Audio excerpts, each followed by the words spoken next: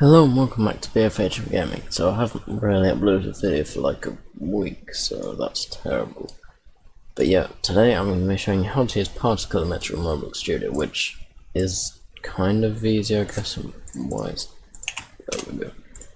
But it's also kind of hard sometimes. And have I done a tutorial on this actually? Actually, no, I don't think I've done a tutorial on ParticleEmitter because I did record one in like 2019, but I didn't upload it. So here's a better one, I guess. So basically, I guess I'm just gonna start.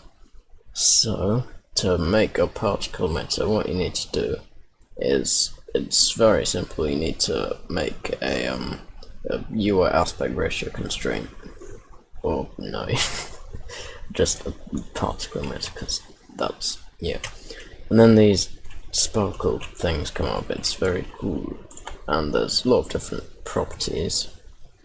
Let's see what these are. So this is the color of it. It's basically a simple color thing, but a thing that I like with ParticleEmitter is that it can be more than one color. So if you click this and then press the dots next to it, you get this thing, which looks a bit complicated because it is sort of. But basically what you can do is you can kind of make it have a gradient, and like it starts off red and then it changes to another color. So I'm gonna have it start off green and then change to red, maybe, I don't know. Actually no, I'm gonna have it go from green to like blue and then yellow, maybe. I don't know, I'll do red. But yeah, you can do that, so that looks quite good, I guess. Okay, let's see what other properties there are. There's light emission, which is like basically how much it glows, but it doesn't. It basically just makes it lighter. But yeah, let's see what else. Light influence. That's how much they're influenced by the light. I don't really know how to explain, but yeah, high number means they're brighter, so it's pretty much just the brightness. And size is the size, obviously, so let's have it at 100. But yeah, that is quite big, and you can see all the pixels, and it is a big glitch when it's this big. So I'm going to have it as 1, or maybe 2 actually. The texture is the texture. I might change it to something later. Transparency is the transparency, and there's also a dot thing with this as well. Or is that? No, it's only for certain properties. But what I'm going to do is I'm going to start it off as really, like, completely transparent. Like, right. I'm going to move this one up. So that means they start off completely transparent, and then they, like, fade in. And then to make them fade out as well, you make one, like, here, and then move this one all the way up to the top. So that means they fade out as well. It's kind of complicated to use those things, but yeah, this does something.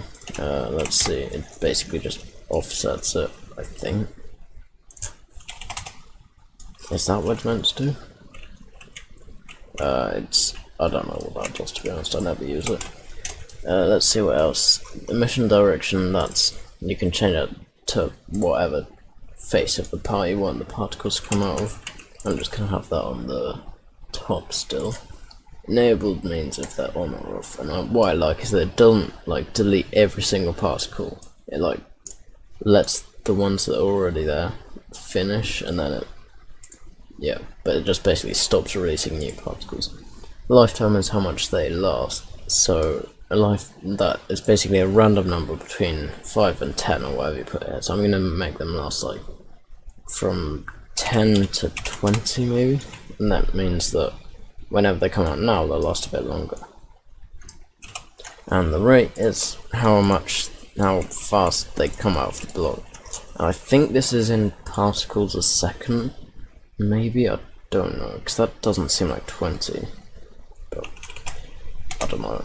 100 is quite a lot, but if you stretch out the block to quite a big size, it's basically spread out over the whole block.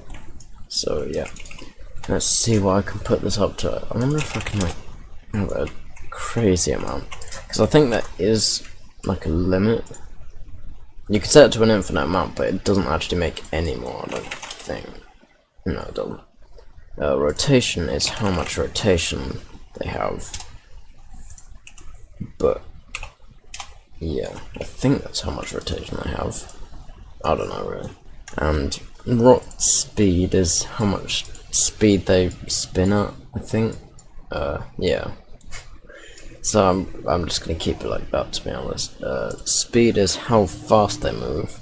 So it's 5, I think that's stops a second? Yeah, it seems like stops a second. I'll do 50, because that's fast. And then these ones still done that. Actually, I'm gonna have it 10. I think 50 is a bit too fast. Spread angle is quite good because it means you can have particles go outside of the part. So that is basically in degrees, so I'm going to have like 45 by 45. And that means they basically go at 45 degrees. And then if you set like 180, I think that makes it go like every single direction. So that's good. Acceleration is how much they accelerate in stubs a second, I guess. So I'm gonna have that as like 5 maybe, because that means they start off at a slow speed and then they accelerate and then they finish by going quite fast actually. But yeah, actually they don't seem to be. Oh yeah, because it's a vector 3 value, so if you want them to go in one direction, I don't really know. But actually I'm going to set this to 0 because it just makes it go too fast. Drag means it's kind of like gravity, I guess, but it's basically how much they, if you set the drag to a high number, they basically just stop moving after a while. They just slow down, and then they stop and then just spin in the air for ages. But yeah, I'm not going to have that on anything. Locked apart is actually quite useful sometimes, because if you're having like a moving thing, the particles just go in kind of a trail, which is good for some things, but not good for other things. But if you have locked apart on, it moves them all with the part, so that's quite good. Let's see.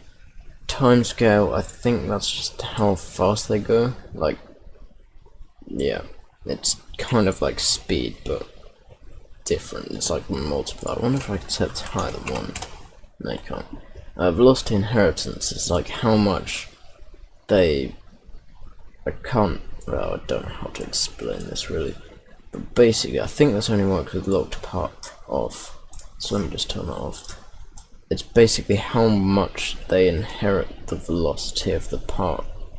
But it won't work in Roblox Studio, because when you're dragging things from Roblox Studio, this is only changing the position of it, it's not changing the velocity.